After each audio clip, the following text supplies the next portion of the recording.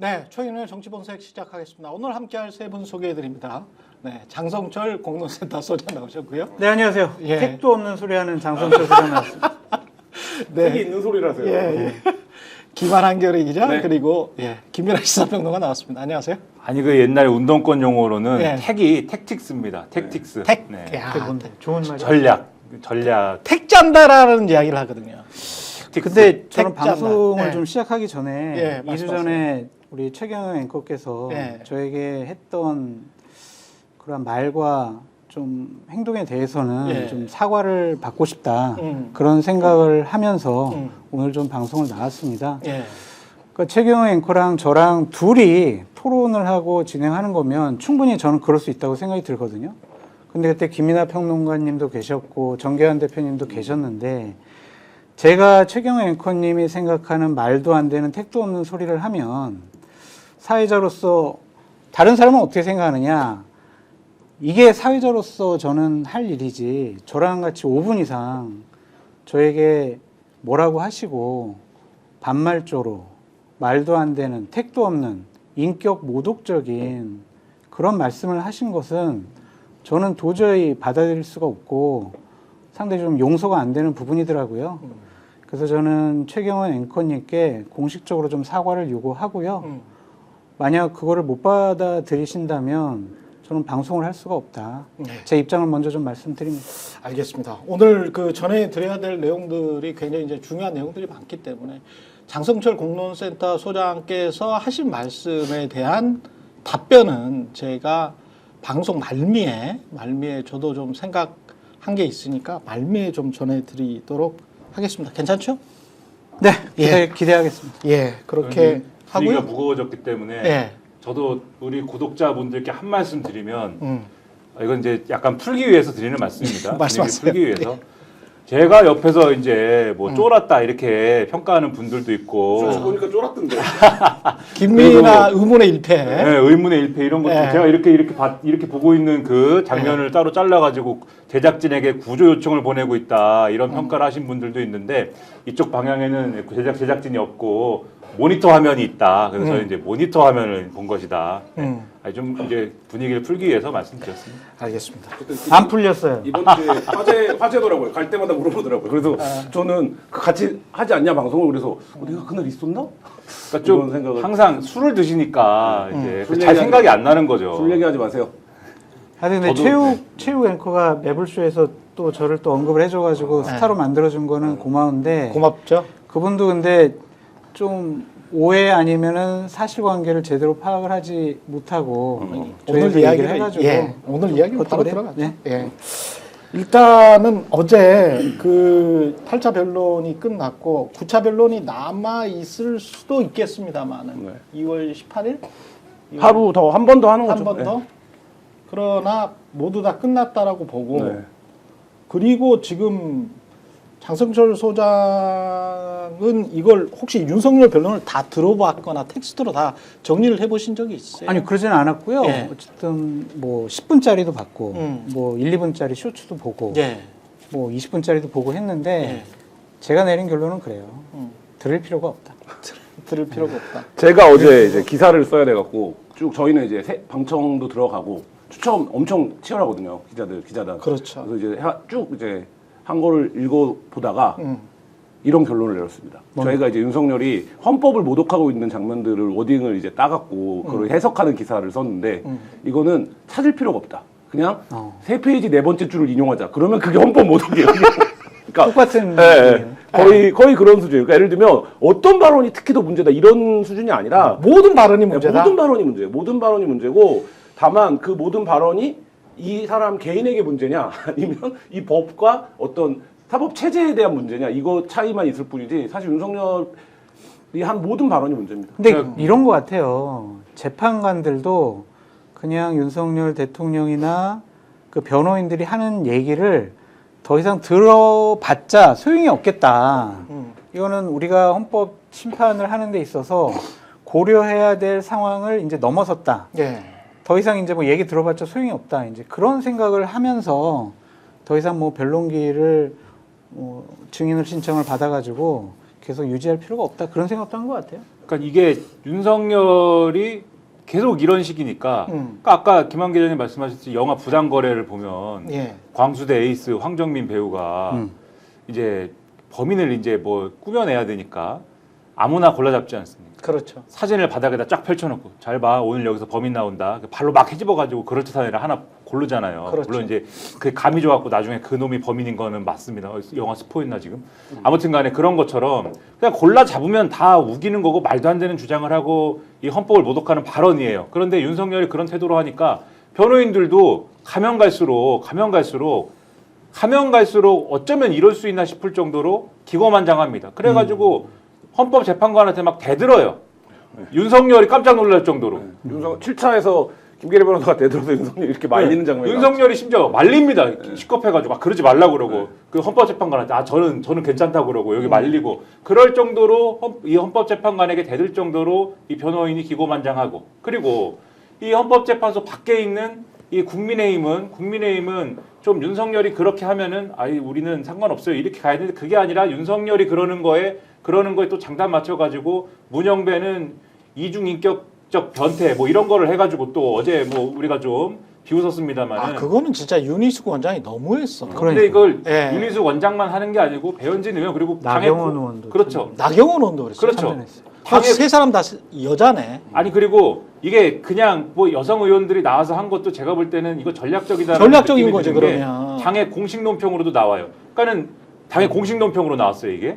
박민영 대변인. 그렇죠. 헌법재판관을 이제 헌법재판소를 완전히 흔들어야겠다라는 걸로 이런 모드로 나오면서 심지어 그런 문제 제기까지 하는 거고 그 다음에 이런 얘기들을 하면서 뒤에 한참 뭐 말씀하시겠지만 홍장원 1차장 흔들고 누구 흔들고 말도 안 되는 침 잡아서 쭉 흔드는 걸 하면서 조선일보 같은 신문 제가 항상 말씀드립니다만 특정 언론은 이렇게까지 말씀드리고 싶지 않은데 네. 제가 막 내란일보다 이렇게까지 최근에 계속 말씀드리고 있는 게 내란일보가 맞는 것 같아요. 그렇죠. 이렇게까지 예. 말씀드릴 수밖에 없는 게 이런 말도 안 되는 트집과 말도 안 되는 얘기들을 모아서 헌법재판소가 정말 공정하지 않은 어떤 절차를 진행하는 것처럼 이런 식으로 보도를 계속하면서 이유를 계속 만들어요. 그럼 이거를 극우 유튜브와 극우 지지 집단은 또 헌법재판소가 완전히 지금 윤석열을 억울하게 탄핵하는 것처럼 몰아가가지고 불복 분위기를 막 키우고 있는 이게 사이클을 지금 만들어 놓은 거거든요. 그러니까 이게 굉장히 악랄한 구도로 가고 있는 이 상황이 굉장히 개탄스럽다라는 거죠. 어제 정영식 판관이 마지막에 윤석열 측 대리인단한테 질타를 했어요. 신문 그렇게 하지 마라. 근데 이제 그게 저는 정영식이 이쪽에서 기대하고 있는 재판관 아닙니까? 5대3이 나면 정영식 류들이 우리를 구해줄 거야 라고 기대를 하는데 제가 재판 보면서 그 변론기를 보면서 정영식 재판 여러 번 그랬어요. 그러니까 한 번 그런 게 어제 화제가 됐는데 그런 게 아니라 말을 끊는다든지 윤석열 대리인 측에 그러니까 정영식 재판관도 이 답변이 변론이 무의미하다는 수준인 거를 알아요. 제가 그게 몇 차인지 기억이 안 나는데 지금 윤 측의 전략은 4가지 얘기만 계속 하는 거예요. 맞아요. 인원 요원 이게 첫 번째고 그 다음에 국회의원 끌어내라고 한 적 없다. 이게 두 번째고 세 번째가 그래서 내가 끌어내라고 지시했냐 안 했냐. 내가 했냐? 나 안 했잖아. 요거 싸우는 거고 그다음에 마지막이 이제 체포명단이에요. 체포명단이 어떻게 된 거냐. 요 4가지인데 지금 윤석열이 직접 출석하고 3차부터 8차까지 사실상 이 변호인단의 전력은 이 4가지만 얘기만 하는 거예요. 근데 지금 내가 예를 들었지만 지금 인원 요원이 맥락적으로 의미가 있습니까? 사실 그러니까 이 말이 윤석열 말이 맞다고 쳐요. 윤석열 신문이 변호인단 말이 맞다고 쳐요. 자, 국회의원 끌어내라고 하는 거 그날 우리가 다 본 장면이잖아요. 그러니까 이건 이미 12월 3일 날 기각된 게 3개예요. 앞에 거. 그러니까. 전 국민이 본 게. 예. 하나 체포명단인데 어제 얘기하다가 그걸 갖고 6차, 7차를 싸우다가 어제 듣기가 무슨 얘기까지 나왔습니까? 홍장원 술 먹은 거 아니야까지 나왔어요. 근데 누가 그러더라고. 다른 사람은 그런 얘기할 수도 윤석열은 그런 얘기하면 안 되지. 김한 기자님 말씀하신 4가지의 마지막 결론이 있잖아요. 윤석열 대통령이 한 아무 일도 일어나지 않았는데 뭐가 비상계엄이고 뭐가 내란이냐 그렇죠. 이런 식으로 얘기를 하는 거 보면 저도 막 계속 그분들이 하는 얘기를 쭉 들어보고 어떻게 좀 반박을 하고 좀 비판을 할까 했는데 결론은 그거였어요. 짜증나가지고 더 이상 비판할 필요도 없겠다.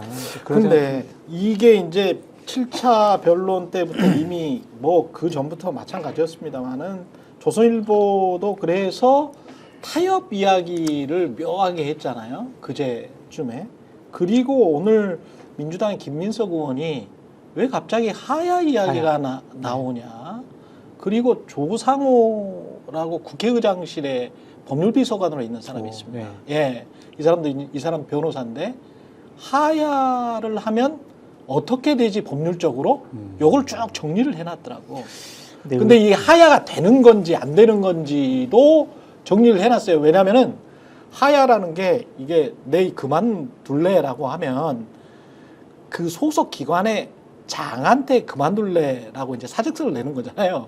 근데 대통령은 사직서를 낼 곳이 없는 거야. 국민들한테 내면 되는 거 아니에요? 그렇죠. 근데 그 국민들한테 낸다는 게 국회밖에 받아줄 데가 없는 거예요. 그렇게 이제 법률비서관이 국회의장 법률비서관이 해석을 해놨더라고. 그래서 결국은 국민의 뜻이고 국민의 뜻은 지금 대리하는 곳은 국회밖에 없으니까. 그러면 이제 국회에다가 사실을 내는 거고 그렇게 되면 이제 국회에서 이걸 받느냐 마느냐. 그래서 조선일보가 그 이야기를 한 거야. 민주당이 타협해 주라 라고 한 게 본인들은 아마 1, 2주 전부터 하야 생각을 하고 있었던 것 같아. 윤석열 측에서요, 아니면 조선일보에서? 조선일보의 솔루션인 거죠. 조선일보의 솔루션이지. 이거는 결국은 이제 보수를 지키려면 맞아요. 조선일보는 어떻게 하는 게 가장 보수의 어떤 그 주류 세력을 보존하고 다음 단계로 이전할 수 있는가에 관해서는 가장 잘 아는 집단이잖아요. 그렇게 보여져요. 네. 그러니까 탄핵 심판에서 인용이 되면 음. 윤석열 대통령이나 국민의힘 측에서는 반발이 강할 거고, 그러면 그걸 극렬하게 지지하는 사람들은 거리에서 투쟁을 할 것이고, 그럼 대단히 폭력적인 행위로 나타날 거잖아요. 예. 그러면 국민의힘은 대선을 치를 수 없을 만큼 완전히 엉망진창이 될 거란 말이에요. 그거보다는 차라리 윤석열 대통령이 담담하게 자신의 의견을 밝히면서 하야하면 지지층도 좀 냉정함을 그나마. 되찾고 아, 좀 대선을 준비할 수 있는 여지를 남겨둘 수 있다. 그렇지. 국민의힘 입장에서 네. 그래서 좀 괜찮은 후보를 내세워서 정권 재창출로 가자. 그러니까 윤석열 대통령 당신 하야하는 게 낫겠어 라고 양상훈 칼럼니스트가 그렇게 좀 주장을 한 것이 요 아니에요. 얘기를 조금 정리를 하면은 조금 더 이제 덧붙여서 말씀드리자면 장 소장님 얘기에 조금 살을 붙이자면은 그런 얘기인 것 같아요. 지금 탄핵이 인용된 상태로 국민의힘이 대선을 치르면 지지층 분열은 확실한 거죠. 그렇죠. 네, 최근에 이제 뭐 지난번에도 이 자리에서 얘기한 그 최근에 동아시아연구원의 뭐 이런 조사 결과도 그렇고 윤석열 탄핵을 찬성하는 보수층이 있는 거거든요. 이건 윤석열이 잘못했다. 많아. 그렇죠. 보수층이 분명히 있는 것이고. 많아. 그런데 그런 사람들이. 화해가 안 되는, 이거는 윤석열은 탄핵하면 안 된다라고 생각하는 보수층도 분명히 있는 건데 네. 탄핵이 윤석열이 나는 탄핵이 되면 안 된다라고 지금 주장하는 상황에서 이거는 부당하다고 주장하는 상황에서 파면이 돼버리면 이 분열은 치유되지 않은 상황에서 대선을 치러야 맞아요. 되고 그렇다면 보수가 불리한 상황에 대선을 치러야 되는 건데 근데 이게 어쨌든지 간에 조선일보가 주장하는 대로 이 현실성 여부를 떠나서 조선일보가 주장하는 대로 윤석열이 나는 그냥 그만둘게요 라고 놔버리면은 그러면은 여기서는 어쨌든 보수층이 이 윤석열의 탄핵이 부당하다고 하는 측도 윤석열이 자기가 그만둔다는데 그러면 여기에 대해서 탄핵이 계속 부당하다고 얘기해봐야 요거는 이 쟁점을 이제 넘어갈 수가 있게 되는 거지 않습니까? 그렇죠. 본인이 그만둔다는데 그리고 윤석열 탄핵은 해야 된다라고 생각하는 사람들도 이제 본인이 그만둔다고 했으니까 다음 쟁점으로 넘어가자 이렇게 될 수가 있는 거고 국민의힘도 지금까지 계속 이 헌법재판소가 불공정해요 뭐 이런 쟁점에 매달려 왔지만은 이제 자기가 그만둔다고 했으니까 다음 쟁점으로 넘어가고 이런 게 맞아요. 정리가 한번 되니까 그러면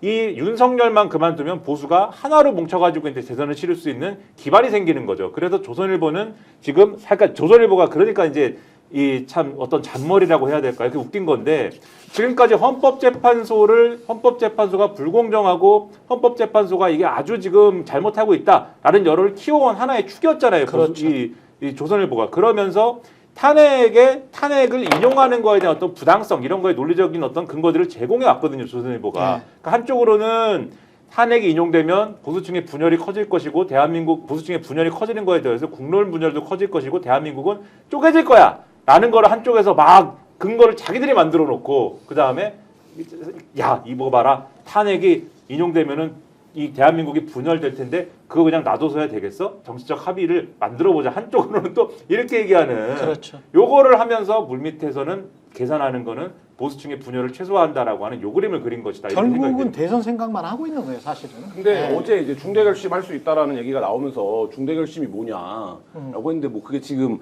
변호인단들이 기자들한테 말한 거 우리 다 사퇴할 거야 이런 거잖아요. 근데 기자들 입장에서는 그게 사퇴하는 게 무슨 중대 결심이 돼? 라는 생각이 드는데 그런데 또 법적으로 보면 그게 나름의 꼼수였더라고. 예. 꼼수였는데 또 그게 뒤집어졌지. 지금 그 얘기를 하려고 하는 건데 네. 무슨 얘기냐면 지금 여기까지 99도로 꺾어서 왔어요. 근데 여기서 하야를 선택하는 건 여기서 다시 이렇게 180도를 꺾어야 되는 거거든요. 그렇죠. 턴을. 근데 그 턴이 가능한 정도로 윤석열이 어떤 정무적 유연성이 있었으면 저는 이 상황 안 왔다고 생각하거든요. 기억도 안 했겠지. 예. 그러니까 지금 조선일보 지금 김민하 평론가나 장 소장님 말한 것처럼 보수를 걱정하고 우려하고 지금 국면에서 이거를 진지하게 고민하는 사람들은 아 이거 이렇게 가면 안 되고 다른 솔루션이 있는 게 차라리 낫지 않아? 라고 생각을 하는데 저는 지금까지 윤석열이 보였던 행태 그리고 탄핵 재판에서 그 변호인단과 윤석열이 지금 갖고 있는 어떤 구조 이거를 봤을 때 윤석열이 그 턴을 하는 건 사실 불가능하다. 김한 기자님 말씀이 맞는 것 같아요. 그러니까 만약에 그동안 윤석열 대통령이 헌재 심판에서 나와서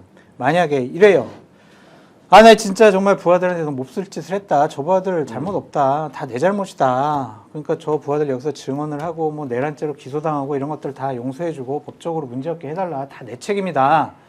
그렇게 좀 입장을 견제해 왔으면은 다 내가 책임지고 하야하겠다. 이렇게 나오겠는데 지금 모습은 쟤네들이 잘못 알아들어서 그런 건데 근데 갑자기 나 하야할게. 이거는 좀 안 맞는 것 같아요. 예. 그래서 하야할 생각은 없지 않나 그런 생각이 듭니다. 턴이 불가능하게 빌드업을 해왔기 때문에 그렇죠. 여지도 사실 안 두고 다 부인해 온 거잖아요. 근데 그렇죠. 갑자기 이제 아 나 이제 탄핵 재판 너무 불공정해서 그냥 하야할게 이러면 사실 그거는 할 수 있는 선택은 아닌 것 같아요. 그래서 근데 이런 말까지 나오는 그래서- 이유는 예 말씀하십시오. 네. 예. 그래서 요 얘기 마지막으로 짧게만 덧붙이면은 네. 조선일보가 이 가능성이 없는데 굳이 이런 얘기를 한번 꺼내본 예. 그러한 생각의 아이디어의 원천이라든가 이런 거는 있을 거 아닙니까? 그렇죠. 제 생각에는 여전히 이제 그 뭐 한동훈 대표류의 이러한 어떤 가능성 이런 것들을 좀 가늠해 본 거 아닌가 이런 그렇지. 생각이 들어요. 한동훈 대표가 좀 이렇게 뜨려면은 아. 뭔가 이렇게 프레임 전환이나 이런 걸 해갖고 뜨려면은 이런 식의 뭔가 상황 전환이 있어야 되는 거잖아요. 이벤트가 있어야 돼. 그렇죠. 큰 이벤트가 있어야 돼. 그렇죠. 그래서 한번 꺼내본 이런 구도가 아닐까 이런 생각이 한동훈을 좀 듭니다. 밀어준다고요?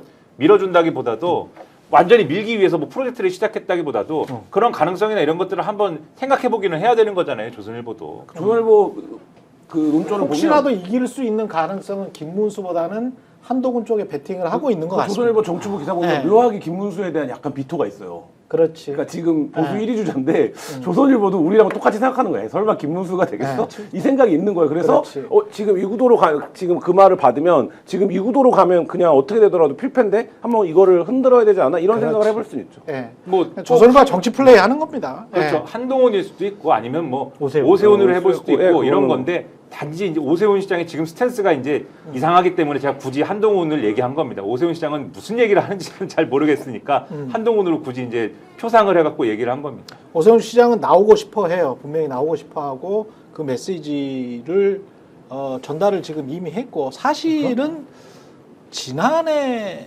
1월인가 아주 저 정치 참모 중에서 대선 그러니까 선거 관련해서 이제 뭐 그 1인자 같은 사람 본인이 늘 데리고 다녔던 누구 있어요? 비서실장 같은 강철원? 이름을 들었는데 그 사람이 들어갔더라고. 지난해 그때- 1월인가 그래. 그 서울시에. 예, 서울시에. 그래서 그래서 이모 특보 얘기하시는 겁니다. 예. 이모 특보.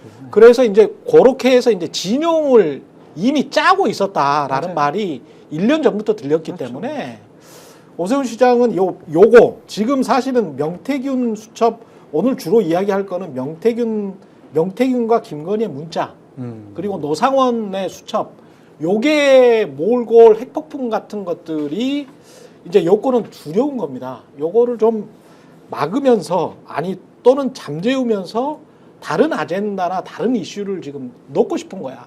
그게 하야도 될 수 있고요. 지금 저 오세훈 시장이 이야기하는 개헌이 될 수도 있습니다. 그러니까 그런 것들이 다 하나의 이슈로서 그러니까 트럼프가 하는 방식하고 똑같아요. 그냥 무조건 불리한 이슈가 있으면 또 다른 이슈로 그냥 덮어버리는 전략을 지금 쓰고 있는 거거든요.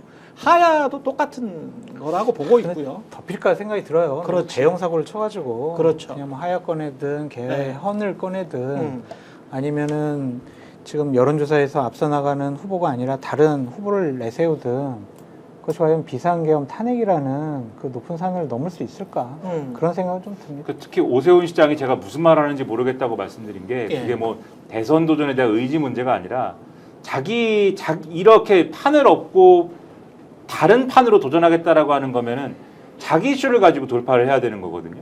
자기 이슈를 가지고 돌파한다. 저거는 오세훈 얘기다라는 게 이제 확 잡히는 그런 걸 가지고 계속 거론을 하고 있어야 되는데 처음에는 계엄에 반대한다 이래가지고 아 이게 뭔가 오세훈 한동훈이 같은 구조로 가는구나 이런 느낌이었는데 어느 순간부터는 이게 분위기가 달라지니까 이 윤석열이랑 같이 가는 분위기인가 이런 분위기로 한참 가다가 근데 최근에 이제 개헌 얘기를 하는데 또 개헌 얘기는 처음에 이제 이 물타기를 하고 싶었던 권성동 뭐 이분들이 처음에 예. 이제 꺼냈던 이슈이기도 한 거잖아요. 그러니까 사실 이런 것들이 최근에 개헌 얘기를 하면 또 여러 가지 쟁점들이 있지만 어쨌든 개헌 얘기는 처음부터 이 윤석열 측에서 또 꺼낸 쟁점 아니야? 라고 생각하는 맥락도 있는 거잖아요. 그렇지. 지금 상황에. 그렇죠. 이러다 보니까 예. 이게 오세훈 이슈냐 오세훈이 단독으로 지금 드리블하고 가는 이슈냐 이렇게 판을 뒤집는 이슈냐 이런 거라기보다는 방어적 이슈 아니냐 이렇게 비춰지는 측면이 있어가지고 그렇죠. 지금 이게 판을 뒤집어갖고 갈 것 같으면은 요런 거 가지고 이제 이 애매하게 줄타기 해가지고 이 가는 요런 걸로는 힘들지 않냐 그런 생각이 들어가지고 이제 지금 얘기하기가 어려운 부분이 있는 거 근데 아니냐. 이제 오세훈 시장은 지금의 스탠스는 전략적인 모호성을 견지하고 싶어 하는 것 같아요. 어느 쪽 손을 들어주게 되면은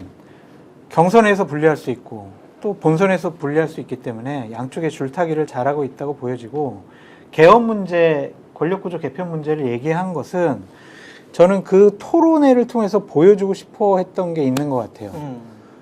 지도부가 다 왔고 예. 48명의 의원이 그렇죠. 왔고 특히 나랑 공동 주최한 사람은 윤재옥이라는 사람 대구 경북에서 중진 의원이고 윤석열 대통령도 신임을 하고 있고 거기에 평판이 괜찮은 그런 사람이 내 옆에 있어. 나를 도와줄 거야. 나 자꾸 국회에서 오세훈 밀어주는 의원 없잖아. 세력 없잖아. 그것을 아니야. 나 되게 많은 사람들이 지도부들도 나에게 우호적이야. 그런 세과시성 토론회가 아니었느냐. 그래서 저는 개헌 문제 던진 것보다요. 그 세과시에 더 방점이 있지 않았느냐. 근데 제가 볼 때 오세훈의 운명은 남상권 변호사가 쥐고 있어요. 아니야. 그거 진짜 아니에요. 아니 근데 어쨌든 뻥카예요. 아니 이거 명태균 이야기는 좀 이따가 합시다. 어쨌든 예. 오세훈 얘기 나왔을까? 예. 근데 저희도 취재하다 보면 예. 그 얘기를 제일 싫어하는 게 그 오세훈인 거잖아요. 지금 명 입장에서. 그러니까 그게 뭐냐면 제가 볼 때 홍준표 시장 관련해서는 인연이 있고 친분이 있고 한데 결정적으로 뭐가 위법이냐 이거에 대한 얘기는 없는 것 같아요. 근데 오는 확실하다고 생각하는 것 같아요. 내가 볼 때. 그러니까 그리고 이미 개엄 이전에 나왔던 얘기들이 상당 부분 근래 선거잖아요. 그러니까 홍준표 지금 시장 나오는 거는 이 막 2014년 막 이런 선거까지 내려간다고요. 그렇지. 예, 근데 그렇기 때문에 저는 어쨌든 뭐 명 묻었다 이런 표현들 요새 쓰는데 명 묻었다. 예, 근데 오세훈이 과연 명을 털어낼 수 있을 거냐 이게 일단 1차적인 관건이라고. 털어낼 수 있습니다. 아무 문제 없습니다. 아무 문제 없다. 아니 근데 이거는 오늘 저 봉지욱 기자가 뉴스공장 나와서 한 이야기들도 있고 뉴스타파가 지금 계속 취재하고 있는 내용들을 보면 그리고 명태균 씨 쪽에서 계속 흘리는 내용들을 보면 털어낼 수 있을지는 모르겠어요. 그러니까 이야기는 그냥 지금 나온 대로는 이야기를 해봅시다. 지금 일단. 나오는 얘기에 따르면 예. 카톡 주고받은 카톡에 대한 수사 보고서를 만들어 놓은 게 있다는 거고 창원지검이. 그렇죠. 그 다음에 정치인들 중에 만들어 놓은 정치인이 있다는 건데 그러면 김건희 윤석열이 아니라고 하면 사실 오세훈 아니면 박한수겠죠. 그 저희가 취재했던 거에서 밀접도로만 따지면 그리고 오세훈은 홍준표도 있잖아. 예, 예. 오세훈은 이미 뭐 과정들에 대한 보도가 됐고 돈이 있잖아요. 금전이. 그렇지. 그러니까 예를 들면 수사를 할 때 금전 거래가 있었느냐 여부 제일 중요한데 중요하죠. 오세훈 쪽은 이미 금전 거래를 인정을 한 거잖아요. 그게 내가 직접 준 게 아니라 측근이 준 거라고 하더라도. 그러니까 사실 이제 그 부분에서는 창원지검이 결국에는 뭐 수사 왜 안 하냐 이 목소리가 높은데 파면 결정되면 3월 초에 자기네들이 수사한 것들을 발표하기 시작할 텐데 그러면 지금 김건희랑 주고받은 카톡과 관련된 내용에 대한 수사 보고서 그게 이제 그 포렌식한 핸드폰과 USB에 들어있던 내용이라는 거잖아요. 그리고 이 USB는 지금 우리가 알고 있는 그 5월 9일날 통화 외에 김건희와 육성이 어제 남상권 변호사 말했다면 자기가 서너 개 들었다는 거잖아요. 그러니까 그러면 김건희 육성이 나올 거고 뭐 이런 것들이 지금 기다리고 있는 그 상황입니다. USB에는 오늘 봉지욱 기자 이야기를 들어보니까 그 USB에는 육성이 많지 않은 것 같아요. 진짜로 있는 거는 갤럭시 노트 10이라는 이 휴대폰이 대선 전부터 해가지고 2023년까지 썼던 휴대폰이네. 근데 그 휴대폰에 모든 게 다 있다는 거예요. 그 휴대폰에 모든 게 다 있다. 그리고 녹음까지 다 돼 있고. 근데 그게 원래 이제 본인들이 그 암호를 까먹어서 풀지를 못했는데 그걸 검찰이 풀었다. 봉지욱 기자는 확정적으로 그렇게 이야기를 했습니다. 검찰이 풀었고 그 모든 걸 검찰이 다 가지고 있다. 그리고 검찰이 그 모든 걸 다 가지고 있는 그 상황을 쭉 이야기를 하다 보니까 결국은 11월 상황이 용산으로 쭉 가가지고 그게 12월 3일 계엄으로 이어질 수밖에 없었던 그 상황이 된 것 같습니다. 최근에 제가 좀 말씀을 네. 드려도 될까요? 네. 그러니까 그러한 측면을 우리가 의심하고 추측하고 지금 수사 결과를 좀 지켜봐야 될 부분인 것 같고 오세훈 시장과 관련해서 문제가 되려면 두 가지의 축이 나와야 될 것 같아요. 하나는 아이고 그래 여론조사 좀 해줘요. 그거 나한테도 좀 보고 좀 해주고요. 여론조사 조금 좀 올려주세요. 좀 이렇게 그렇지, 조작 그렇지. 이런 게 이제 서로 주고받은 게 있느냐라는 하나의 축과 또 하나는 아니 조작을 할 필요도 없어. 왜냐하면은 네. 일단은 오세훈 시장은 저쪽과 거리두기를 완전히 했다. 내가 한두 번 뭐 한 거 외에는 전혀 뭐 전화도 없었고 뭐 또 없었다라고 했기 때문에 거짓말 논란이 바로 생길 수가 오케이. 있거든. 좋아요. 거짓말 네. 논란이 법적인 문제는 아닐 테니까 일단 그러한 축이 하나 나와야 되고 또 하나는 그 김모 씨라는 후원회장격인 사람한테 야, 명태균이 나한테 여론조사도 주고 많이 도와줬으니까 내가 직접 돈 주긴 그러니까 좀 당신이 좀 돈을 명태균한테 좀 쓰리 챙겨주세요. 쿠션으로. 이러한 증언이나 증거가 나와야 되잖아요. 그렇죠. 법적으로는 그렇습니다. 네. 예. 근데 그런 것들이 나오지 않고 그냥 오세훈 시장이 김영선 의원을 통해서 명태균 씨라는 훌륭한 사람이 있으니까 선거에 도움 좀 받아봐 해서 만났단 말이에요. 예. 만나가지고 얘기 나눠보니까 그래요. 그러면 우리 내 측근 강철원 만나봐요. 강철원 씨가 만나보니까 이거 말도 안 되거든. 그래서 아니 당신은 뭐 필요 없다고 가라고. 명태균 씨가 모욕감을 느껴서 지금 저렇게 추상적이고 자극적인 단어를 동원을 해서 오세훈 시장을 공격하고 있다. 이렇게도 볼 수가 있거든요. 그래서 수사 결과를 봐야 되겠지만 한쪽으로 너무 오세훈이 명태균 때문에 상당히 곤란해질 거야 라는 쪽으로 몰고 가는 것은 좀 무리가 있다. 그렇게 해석하는 것도 좀 과하다. 그런 생각이 듭니다. 일단 그 사실이 확인된 것 위주로 말씀을 드리면 그 카톡 내용이 일단 공개가 돼 버렸잖아요. 그래서 카톡 내용을 좀 보면서 특히 김건희 씨와 관련해서는 김건희 씨가 어느 정도 위세였는지를 저게 지금 5월 9일이니까 대통령 취임하기 바로 직전이죠. 네. 직전인데 당선인 쪽에서 창원 의창 경선 실시하라고 왔다는 것 같은데요라고 하면서 이제 딴지를 거는 거예요. 김영선 아니다. 경선이란다라고 하니까 명태균 씨가 아니다. 윤한홍이 장난친 거다라고 하면서 저는 저 부분이 가장 눈에 띄었는데 네. 사모님과 당선인에게 물어보세요. 저렇게 이야기를 하잖아요. 새벽에 사모님과 당선인에게 물어보세요. 윤한홍이 장난친 겁니다. 사모님과 당선인에게 물어보세요. 우리가 이 내용을 다 알고 있기 때문에 제가 가장 눈에 띄는 부분은 사모님과 당선인에게 물어보세요. 그리고 계속 문자가 오고 왔다 갔다 하고 그리고 오전 9시에도 이게 마무리되는 5월 10일이 된 거죠, 이제. 5월 10일 취임식 당일이 된 겁니다. 마무리되는 날에도 의문 나는 게 있으시면 사모님께 전화드리면 됩니다.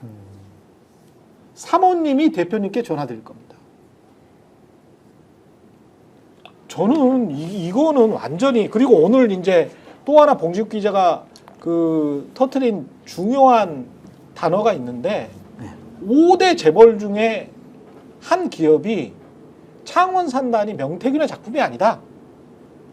명태균은 스스로 이걸 한 게 아니고 5대 재벌이 이권이 걸려 있다. 그래서 시켰다는 식으로 이제 이야기를 했거든. 그게 저도 창원 산단 오래 했잖아요. 그렇지. 그게 기준은 아닐 거예요. 그러니까 지금 창원 쪽에서도 그런 얘기를 하는데, 그러니까 산단에서 뭐 명태균이 부동산 해갖고 뭐 그 명태균 측근이 지금 1억 2천 번 거 외에는 뭐가 없잖아요. 크게 너무 짜실하지. 한 게. 그러면 예. 결국에는 어떤 기업을 유치하고 어떤 기업이 들어오고 이 과정인데 그거를 하려고 했겠죠. 그래서 기업도 방문했었다고 해요. 그 가치도. 근데 결국에는 이제 시간이 너무 짧았던 거죠. 그러니까 지금 창원산단이 아직 삽을 뜬 게 아니잖아요. 그러니까 그게 추진은 했었고 미팅도 했었을 것 같은데 그게 이제 뭐 기수가 된 건 아닌 미수에 상황이고. 그쳤다. 예. 그러니까 진행 중에 이게 터지고 계엄이 터진 거죠. 그렇지. 그런 것 같아요. 이렇게 생각을 해보면 김건희 씨가 저것만 개입했겠나, 공천만 개입했겠나. 그리고 창원 산단을 만약에 김건희 씨가 이권을 어떤 대기업이랑 같이 개입을 했다면 처음 하는 얘기인데 처음 하는 지나가고 이야기 하십시오. 기도를 안 썼으니까 예. 그 대통령이 창원 내려와서 발표를 했잖아요. 그리고 20일 있다가 네. 구 창원 산단에 15억짜리 문화센터를 만들어요. 그게 무슨 산단 문화사업인가 뭐 그래갖고 정부에서 원래 이제 구 산단 단지들이 너무 낙후돼 있으니까 여기를 이제 청년 문화센터로 만드는 사업이에요. 그래서 이게 문화관광부가 15억 정도 예산을 넣어서 해요. 지역마다 다 있습니다. 그러니까 이게 별 사업이 아니에요. 근데 여기에 장관 셋이 내려옵니다. 국토부 장관, 산자부 장관, 문체부 장관이 나와요. 문화센터 하나. 네, 하나에. 그리고 프레젠테이션을 누가 하냐? 유인천 장관이 직접 해요. 그리고 장관 하나가 그날 오기로 했다가 일정이 안 돼서 누가 오냐면 기조실장이 내려와요. 그러니까 사실 우리 장관님이 일정이 안 돼서 못 가 이래도 되는 행사인데 굉장히 이례적이죠. 근데 국토부, 문화부, 산자부를 다 움직일 수 있는 사람은 누굽니까? 그러니까 장관한테 거기 가 이렇게 해야 되는 거죠. 근데 창원시에 저희가 취재를 할 때 여기 어떻게 이렇게 장관 셋을 다 불렀어요? 그럼 창원시가 엄청 작업을 했어야 될 거잖아요. 제발 좀 와주세요. 이렇게 창원시 잘 몰라요. 알아서 네. 네. 오신 거야. 그러니까 위에서 다 한 거지. 장관들이. 그러면 결국엔 그 장관 셋이 저 서울에서 400km 떨어진 창원에 문화센터 15억짜리 문화센터 오픈하는데 왜 다 내려왔냐. 그리고 거기서 윤천 장관은 왜 PT를 했냐. 이런 것들이 사실 굉장히 재미난 일이죠. 저게 2022년이죠. 2022년 5월 9일, 10일 이렇게 네, 되는 그렇죠. 거죠. 그렇게 되면 2024년 12월 3일 김건희와 조태용이 계엄 당일날 또 문자를 하잖아요. 국정원장과 문자를 하거든. 그러니까 당선이 되기 훨씬 이전부터 김건희는 모든 캠프에서부터 개사과도 지금 김건희 작품이라는 거 아닙니까? 그것 때문에 권성동과 크게 다퉜다는 거고 다퉜다? 권성동이 일방적으로 출입금지. 맞았겠지. 그러면서 예, 권성동에게 경로했다라는 거잖아요. 김건희가. 그러면 김건희는 어떤 특정 시점부터 상황으로서 군림하면서 국정원장과 계엄 당일 날에도 문자를 주고받는 민간인이에요. 저는 왜 진짜 소름 끼치는 상황인 거야 이게. 저는 수사기관이 이미 문자 내용 봤을 거라고 당연히 생각하는데 조태용 원장 나와서 얘기하기 뭐 하니까 어제 그렇게 진술했다고 하는데 비하폰도 문자 나올 수 있어요? 비하? 아니 왜 봤을 거라고 생각해요. 그러니까, 아, 그래요? 그러니까 이제 말하자면 이게 흘러 나온 거지. 아. 어떻게 알겠어요, 사실. 그러니까 하는데 조태용 원장이 직업이 국정원장이에요. 그리고 본인 주장에 따르면 아주 이례적인 일이었다는 거잖아요. 여사랑 문자를 주고 받는 게 별로 자주 하지는 안 않는다. 왔다 이런 거잖아요. 네. 근데 그리고 그날이 개업 날이에요. 와, 근데 문자 내용이 기억이 안 나. 대단하신 분이에요. 그렇지 문자 내용이 기억이 안 네. 나. 기억을 안 했으면 좋겠어요. 뭐 이거 아니에요? 그러니까 국정원장인데 자주 하지는 않았다는 거는 가끔 했다는 했다는 이야기잖아요. 했다는 얘기죠. 그러니까 이게 심각한 일이죠. 엄청난 겁니다 진짜. 계엄이 닥치는 날에 문자를 했다. 그러면 우리가 물론 여러 가능성을 고려를 해야죠. 그러나 일단은 둘 중에 하나일 거 아닙니까? 그 문자는 계엄과 관계가 있든지 계엄과 관계가 없든지 둘 중에 하나일 거 아니에요. 그렇죠? 계엄과 관계가 있으면 그거는 뭐랑 연결됩니까? 아, 이 불법적 비상계엄 선포는 김건희와 관계가 있는 거구나. 그렇죠? 그 생각을 할 수밖에 없잖아요. 지금까지는 김건희는 몰랐다, 김건희와 관계가 없다 이렇게 얘기를 했지만 그게 거짓말이구나. 그 생각을 할 수밖에 없지 않습니까? 그쵸. 아주 깊숙이 관계가 있구나. 이렇게 생각할 수밖에 없잖아요. 1번. 근데 2번, 계엄과 관계가 없는 문자다. 그러면 이거는 그것대로 엄청나게 심각한 문제죠. 아, 평소에 이 김건희라는 영부인이라는 사람이 평소에 이 계엄과 관계도 없는데 그날 벌어진 사건과도 관계가 없는데 그러면은 국정원장은 이거는 뭐 일상적인 일은 아니라고 주장을 했지만은 어쨌든 간에 필요하면 국정원장한테 문자를 보내서 굉장히 민감한 국내외 정보를 다루는 그러한 국정원장에게 필요하면 문자를 보내가지고 어떤 일이든 간에 그게 소통이든 어떤 정보의 공유든 뭐든 간에 얘기를 나누는구나. 그래 이게 국정 개입의 아주 유력한 증거 아닙니까? 뭘 얘기하겠어요 조태용 씨한테. 조태용 씨 뭐 오늘 기분이 좋아요? 뭐 나빠요? 뭐 이런 거 물어봤겠습니까? 아닐 거 아닙니까? 그래서 이런 것은 뭐 문자 내용을 지금 뭐 확인했을 거라고 김한 기자님은 이제 말씀하셨지만은 확인을 하지 않았든 어떤 맥락에서든지 간에 이 진상을 밝혀야 되는 종류의 이 일일 수밖에 없다 이렇게 생각이 되는 거죠. 이렇게 좀 관대하게 생각해 볼 수는 없어요? 그 김건희 여사가 조태용 원장에게 전화를 하면서 당일날 좀 이따 저 저녁 때쯤에 대통령께서 홍장원 차장한테 전화해서 격려 전화 할 건데 원장님한테 격려 전화 안 하더라도 좀 이해하세요. 그것도 국정 개입이죠. 대통령이 격려 전화를 할 거를 미리 알고 있으면 알고 통지해주면 내가 들은 정보랑 네. 분석과 추측과 상상을 더해 보면은 네. 지금 밝혀진 거 있잖아요. 10분의 1도 안 되죠. 아니 1%밖에 안 돼요. 1%도 안 되죠. 1%밖에 안 돼요. 그럼 나머지 99%를 어마어마하게 많은 여기서 폭로해 주십시오. 조금만 이야기해봐봐. 아니 그거는 저기 일단 사과부터 받고 아니 그 다음에 끝나면서 제가 그거는 마무리를 그 다음에 저 하겠으니까. 탄핵 심판이 네. 좀 끝난 다음에 그때서야 좀 자유롭게 얘기할 수 있는 부분이 아니 뭐 많이 이제 있을 다 것 같아요. 끝났어. 그냥 겁먹지 말고 좀 이야기 좀 해봐. 나는 또 뭐라 하지 말아요 좀. 요런 게 있어요. 아, 이거 찍어야 되나 이제 이거? 야, 이런 게 그러죠? 있습니다. 저 잘 주목을 못 받았는데 서울의 소리하고 저널리스트에서 제가 또 앵커로 가서 그 보도했던 내용들이 있는데 거기 핵심은 말이죠. 마지막 리포트에 이철규가 누구죠? 이명수 기자. 이명수 기자가 하는 모든 취재의 일거수일투족을 다 알고 있다는 거예요. 다 알고 있습니다. 그래요? 다 알고 있으면서 말을 해요. 이철규 의원이 그냥 말을 해. 내가 그래도 경찰청 정보국장 출신이잖아. 이렇게 이야기를 해요. 이렇게 이야기를 하는데 어느 정도까지 알고 있냐? 여당의 유력한 국회의원이 술집에서 아가씨를 폭행을 해서 아가씨가 굉장히 중상을 입습니다.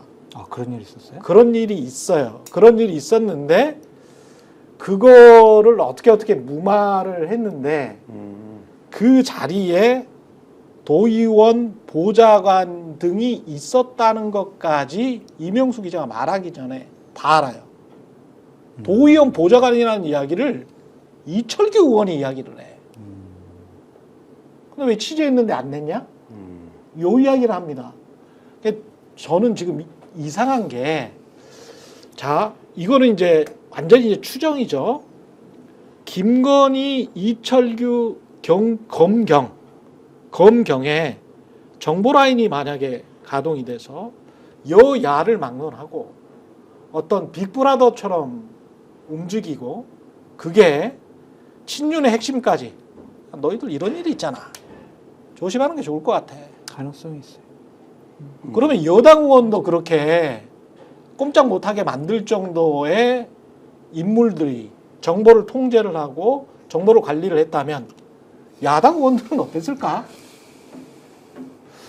김건희의 관심사가 근데 야당 의원은 아니니까. 그렇지. 네. 그렇기는 하지. 네. 그러니까 이런 게 근데 김건희 라인만 있었을까? 만약에 김건희 라인이 있었다면 또는 이철규만 했을까? 이철규가 만약에 했다면 그리고 여기에서 지금 사라져버리는 거는 공무원의 검사도 경찰의 고위 간부들도 공무원입니다. 우리 착각하지 말아야 되는 게 공무원인데 이 정부 들어와서 검사든 그 이영림 검사장도 마찬가지고요. 검사든 경찰이든 본인들이 어떤 저세상 사람인 줄 아는 것 같아.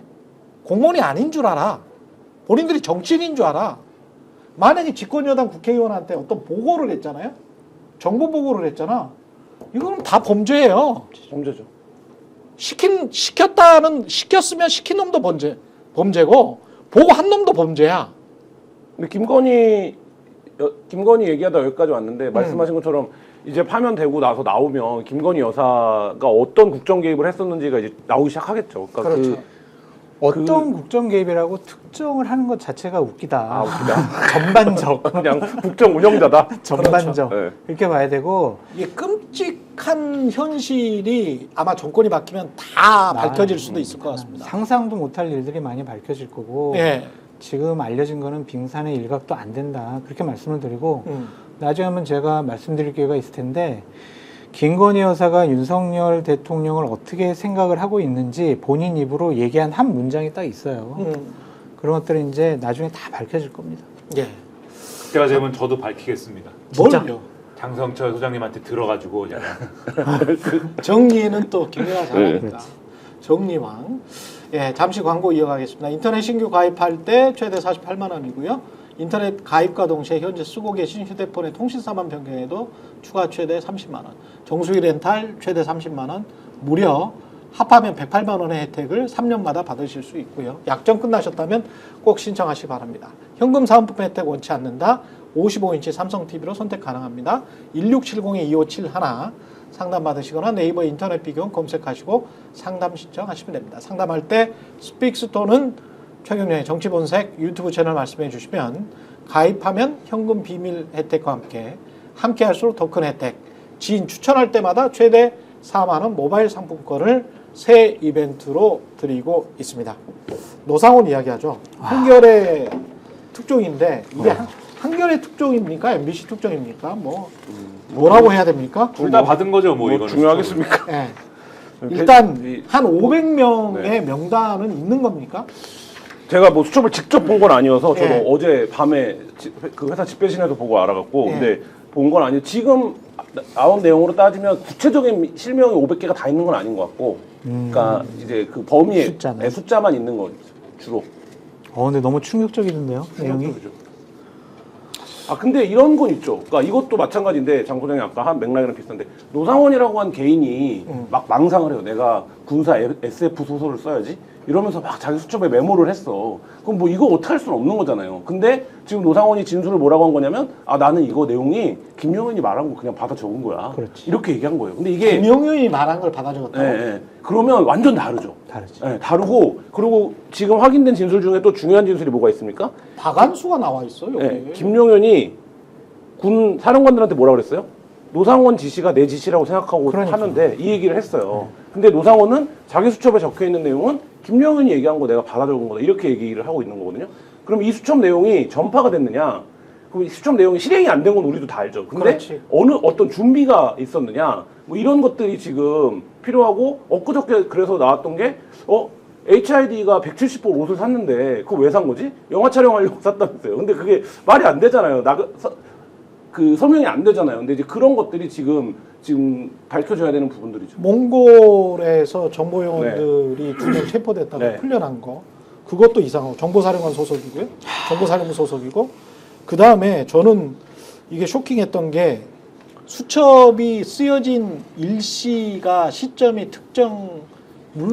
할 수 있는지는 모르겠습니다만 그 70쪽 정도에 되는 수첩이 어떤 거는 뭐 11월에 쓰여졌을 수도 있고요. 어떤 거는 12월에 쓰여졌을 수도 있지만 여하튼 여인형으로 출연되는 해가지고 방첩사령관이 얘네들을 체포할 때 어떻게 할 거.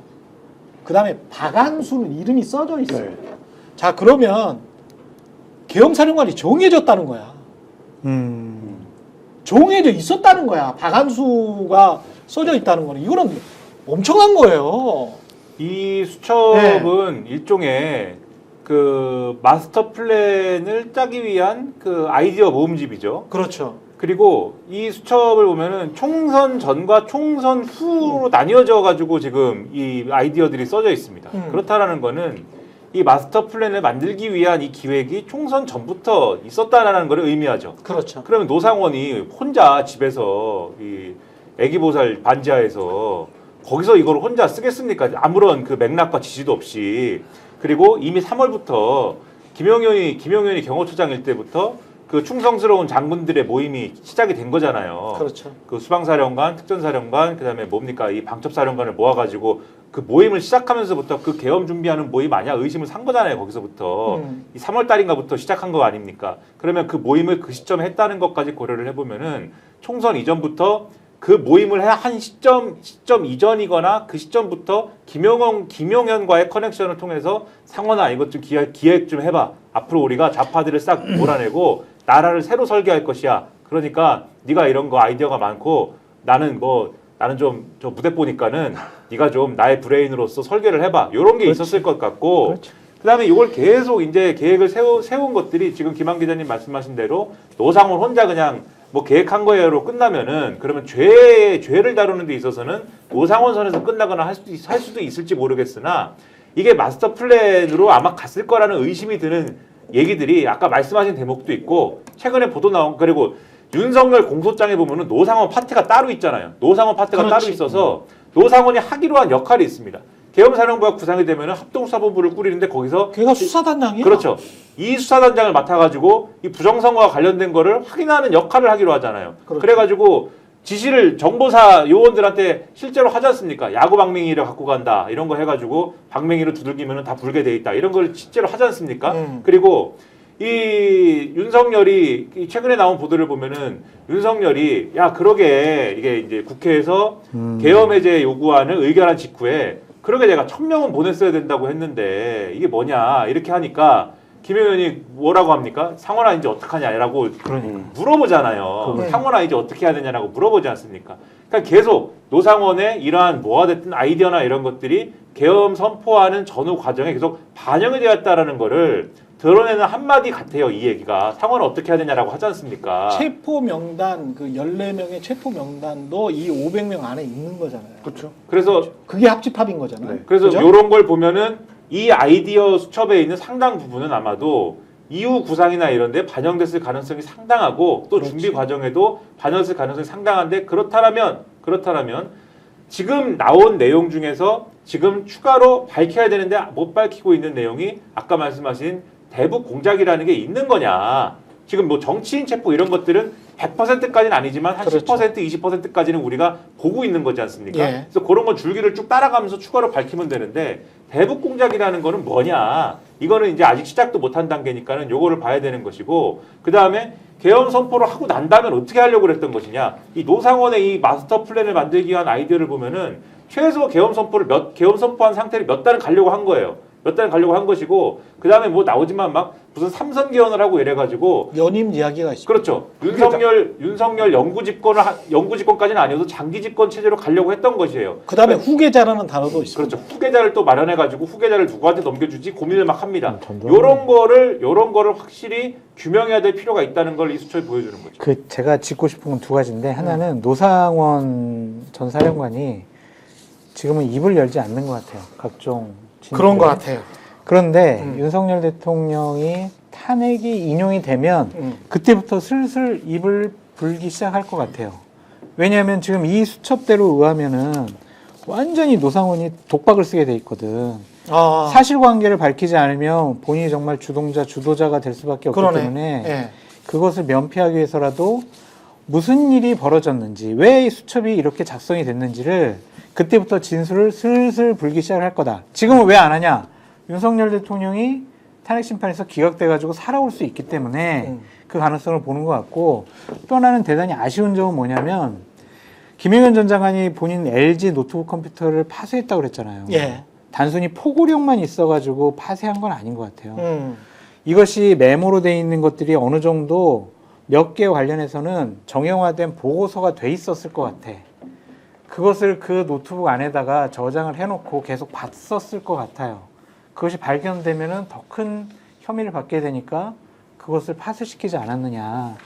그런 것들을 생각해 봐야 될 것 같아요. 그리고 김영현이 김민석이랄지 그 너희들 지금 계엄하려고 하지 9월 달부터 물어봤잖아요. 그랬을 때 바라보는 그 눈빛 같은 게 이게 여기 이 노상원 수첩에서 나오는 주먹으로 사람 죽인다는 내용이 나오거든요. 주먹으로 독극물도 쓰고 네. 화학약품 그렇죠. 여기 주먹으로 나온 수단을 보면은 김두한처럼 주먹으로 끔찍한 얘기지만 주먹은 지금 가장 지금 약한 단계입니다. 여기 아니, 나오는 그 주먹으로 사람 죽일 정도면 NLL 진짜 데려가서- 엄청나게 아픈 건데 그게 얘네를 무슨 데려가서 폭사시키는 아니 여기에 나오는 다양한 수단 중에 아니 폭사가 제일 빨라. 주먹으로는 얼마나 아프겠어 그게. 죽을 때까지 때리는 죽을 때까지 때리는 건데. 그 이제 한번 얘기해 보세요. 그런 기준이면은 뭐 그렇게 보실 수도 있는데 네.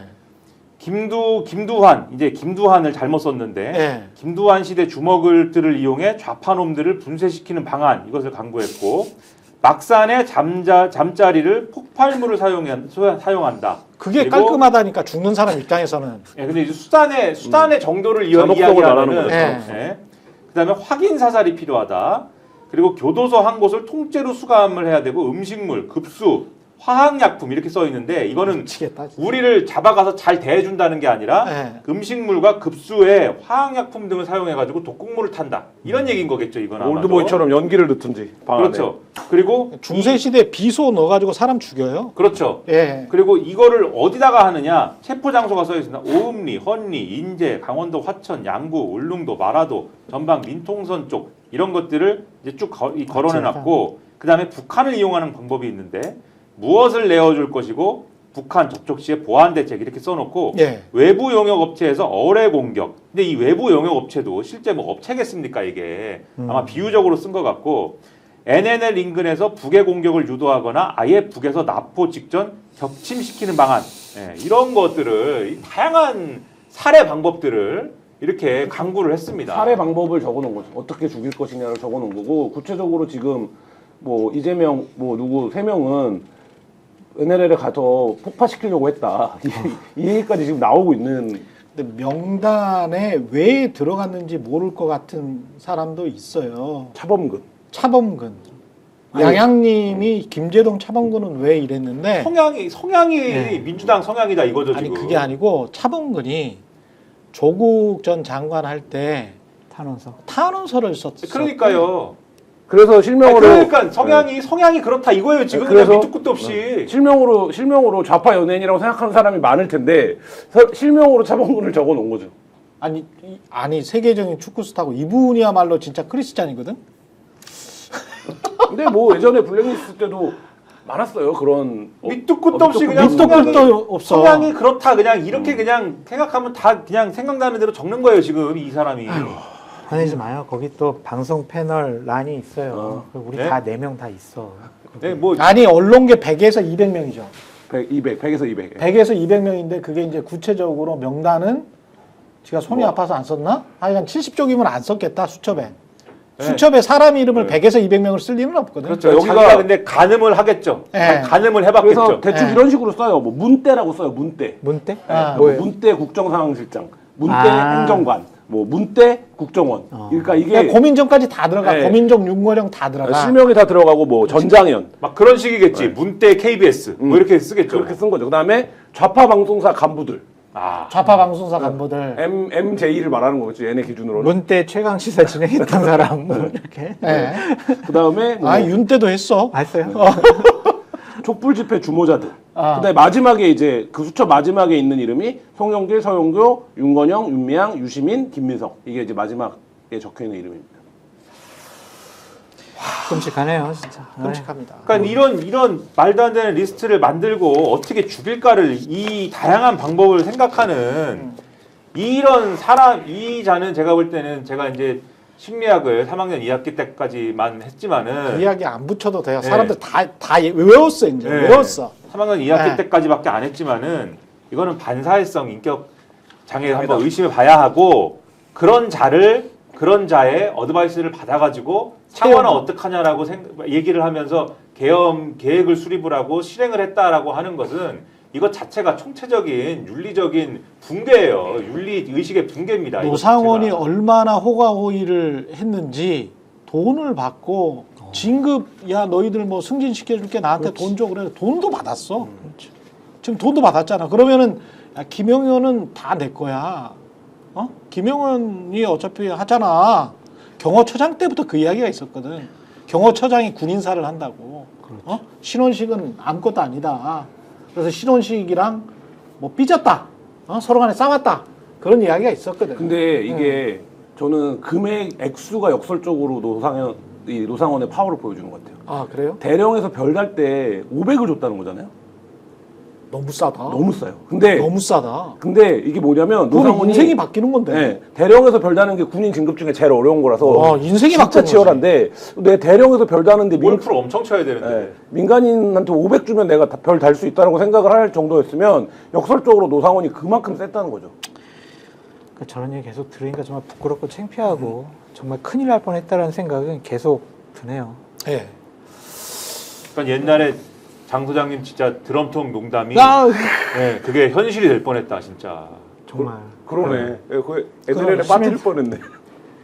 많이 놀렸잖아요, 김한 기자님이 많이 놀렸죠. 저를. 방송에 드럼통도 갖다 놓고. 그러니까 나 드럼통에 놓고 어떻게 된다. 근데 이제 이 사람들이 진짜로 이렇게 포악하고 사악한 사람들이었구나. 이런 끔찍하네요. 근데 요거를 네. 우리가 마지막으로 저는 꼭 그 이야기를 했으면 좋겠습니다.